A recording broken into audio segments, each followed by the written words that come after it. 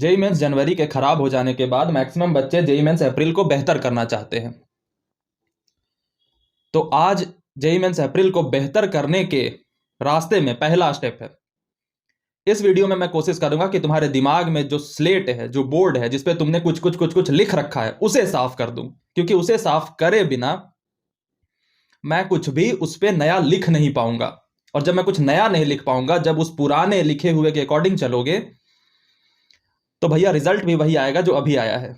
तो क्या JEE mains अप्रैल में बेहतर परफॉर्म किया जा सकता है? बिल्कुल करा जा सकता है, लेकिन बच्चे करते नहीं हैं। पिछले साल का डेटा उठा के देखना, मैक्सिमम बच्चे जो जेईई मेंस जनवरी में जितना स्कोर करते हैं, मैक्सिमम एफर्ट पुट करें ना, तो वो 10% आगे बढ़ते हैं। किसी का 60 है तो वो 70 हो जाएंगे, 70 है तो 80 हो जाएंगे, 80 है तो 90 हो जाएंगे, उससे ज्यादा नहीं हो पाता। लेकिन क्या कोई ऐसा बच्चा नहीं है जो एक्स्ट्राऑर्डिनरी एफर्ट करके एकदम आगे आ जाए, 80% से 98 99 तक पहुंच जाए? वैसे भी बच्चे होते हैं, लेकिन वैसा बच्चा होने के लिए आपको अपने स्लेट को पहले साफ करना होगा।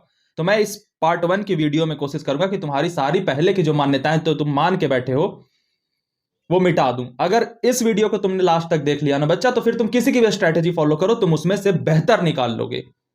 और नहीं तो ये अगर नहीं सुन पाए ना, तो किसी की भी स्ट्रैटेजी फॉलो कर लो, रिजल्ट वही आएगा जो पहले आया है।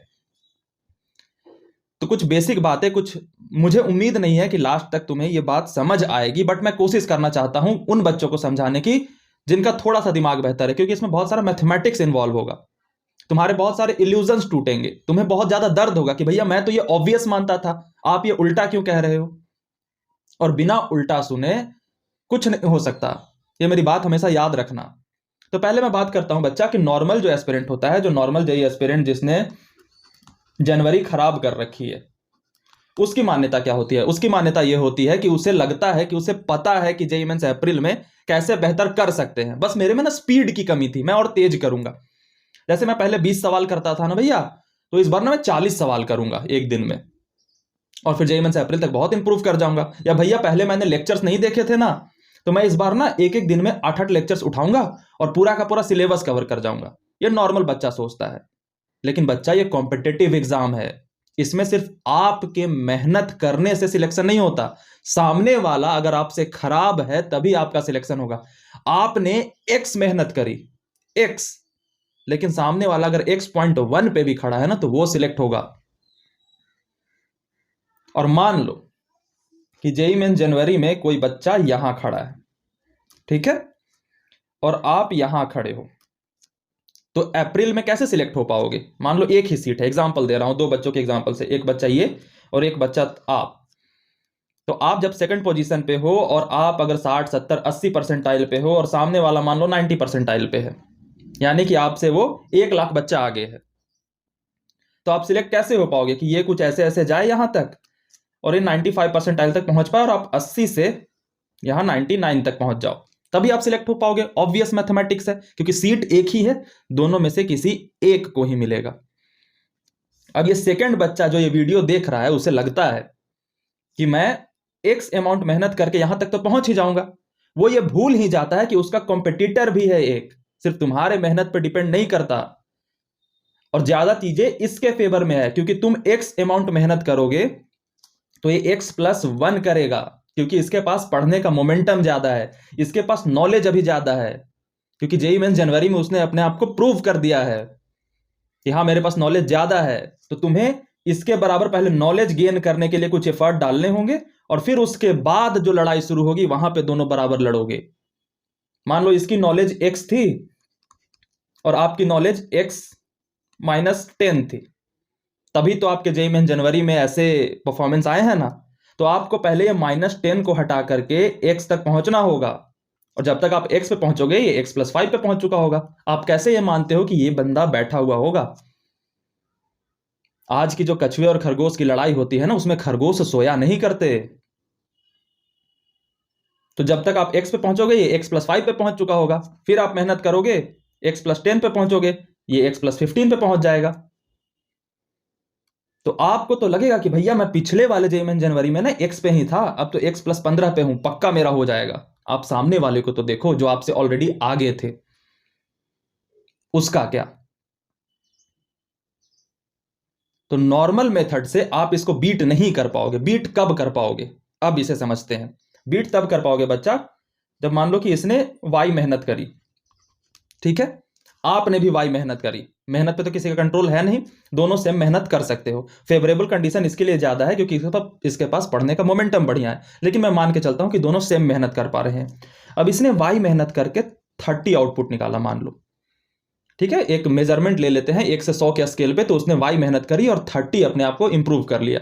तो आपको कुछ ऐसा तरीका अपनाना होगा कि सेम मेहनत में आपका 50 आउटपुट निकल जाए, तभी आप इसे बीट कर पाओगे। और ये नॉर्मल जो मार्केट में स्ट्रेटजीज चल रही हैं उससे नहीं हो पाएगा। क्योंकि नॉर्मल मार्केट की स्ट्रेटजी क्या होती है मैं बता देता हूं। नॉर्मल मार्केट की स्ट्रेटजी क्या होती है कि अभी बच्चे 60 दिन बचे हैं, 2 मिनट में स्ट्रेटजी वो रिवील कर देता हूं। 60 दिन बचे हैं बच्चे, 60 दिन में आपको 5-5 चैप्टर्स के लिस्ट थमाए जाएंगे, मान लो 10-10 चैप्टर के, क्योंकि सिलेबस पूरा तो कर नहीं पाओगे अभी से 60 दिनों में।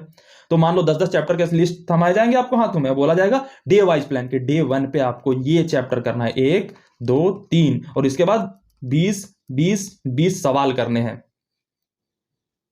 और 60 दिनों तक आपको ये ऑर्डर फॉलो करना है। आप ये भूल रहे हो कि इसको अब लेक्चर करने की जरूरत नहीं है। आप जो 20 सवाल करके सीख रहे हो ना, ये 40 सवाल करेगा।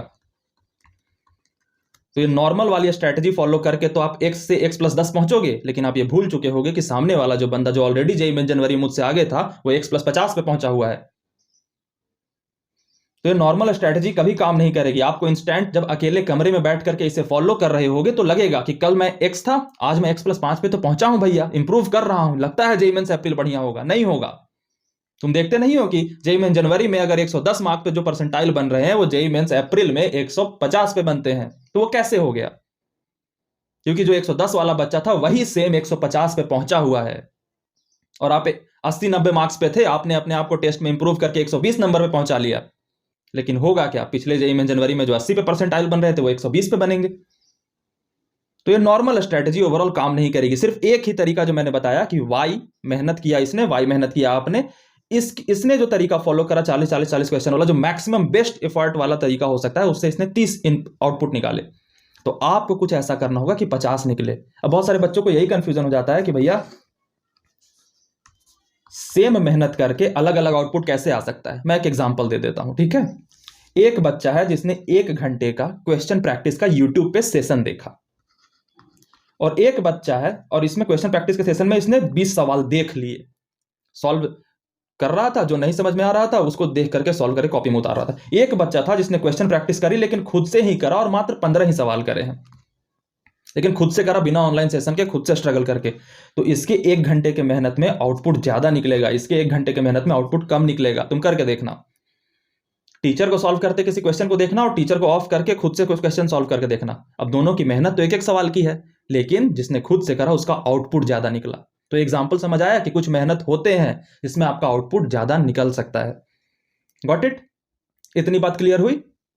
तो बच्चा, मैं ये पार्ट 1 वीडियो इसीलिए बना रहा था कि तुम एक ऑब्वियस के जाल में ना फंस जाओ, क्योंकि सारे इस तरफ वाले क्रिएटर्स को पता है कि बच्चे क्या मानते हैं। अरे मुझे पता है यार, 2 साल मैंने यही करा है। जो भारत के सबसे बड़े टीचर अभी देख रहे हो तुम, उन्हें बताता था कि बच्चे ये सोचते हैं तो आपको ये देना है। क्योंकि बच्चे को मैं कॉलर पकड़ के तो नहीं रख सकता ना वीडियो में, तो बच्चे को मैं कब तक अपने वीडियो में रख सकता हूं? जब तक बच्चे को ये फील देता रहूं मैं कि अरे ये तो मैं भी सोचता था, अरे ये तो मैं भी सोचता था, अरे मैं तो सही सोचता था, मैं तो सही सोचता था। बच्चे को जहां पे एक बार गलत प्रूफ कर दो ना, वो बच्चा डिस्कनेक्ट हो जाता है। लेकिन बच्चे अगर सही होते तो जेईई मेन जनवरी में सही प्रूफ हो गए होते ना, नहीं हो पाए।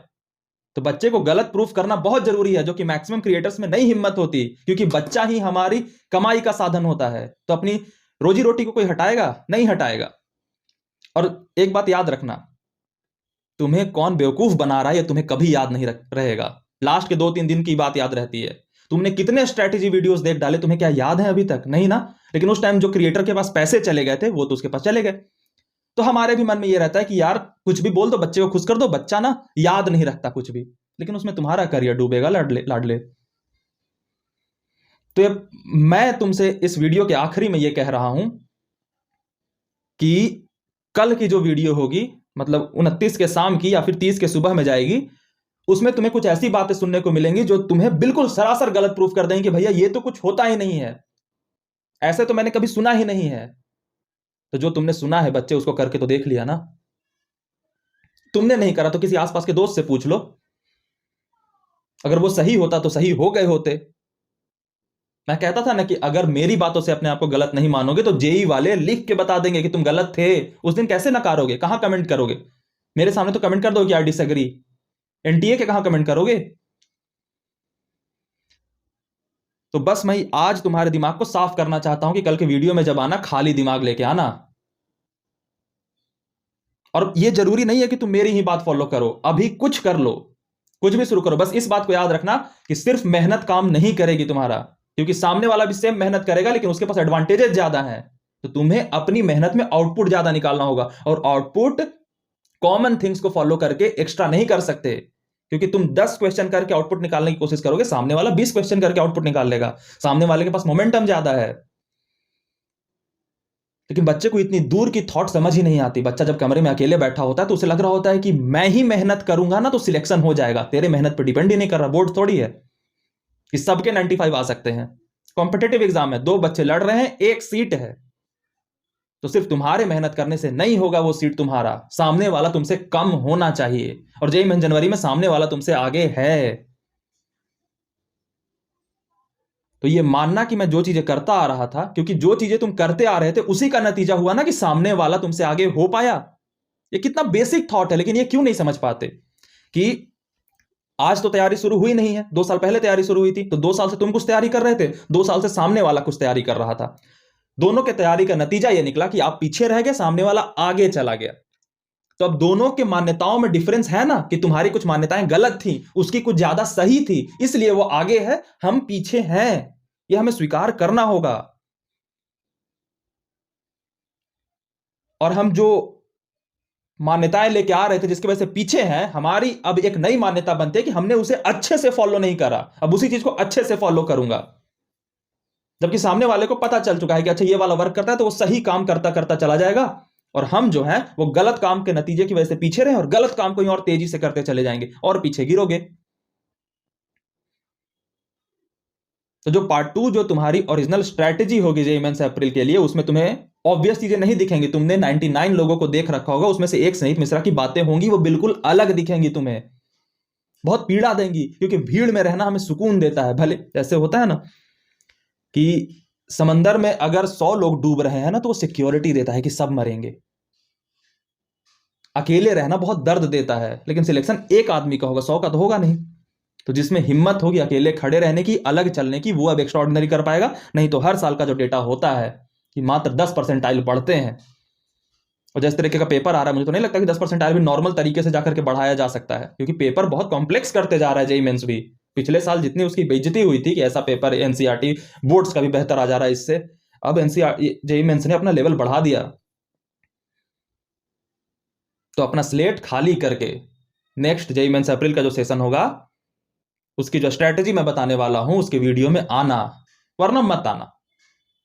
इसलिए नहीं कि एरोगेंस में कह रहा हूं, इसलिए कि नुकसान हो जाएगा, क्योंकि कुछ नहीं कर पाओगे। फिर तुम जो रैंडम तो नहीं कह सकता, मतलब वो गलत नहीं है जो बाकी लोग बता रहे हैं, उससे सही चीज और हो सकती है, वो मैं बताने की कोशिश करूंगा।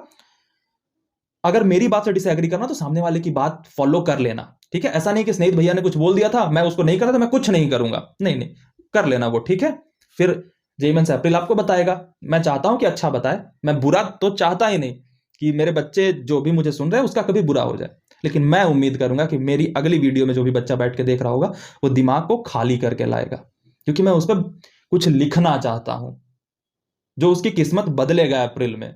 मैं चाहता हूं कि अप्रैल में जो बच्चा 99 परसेंटाइल लेके आए, वो कहीं इंटरव्यू में मेरा नाम ले रहा हो, बता रहा हो कि उस दिन वो वीडियो देखी थी ना, उसके वजह से वो वैसी वीडियो मैंने कहीं और नहीं सुनी थी।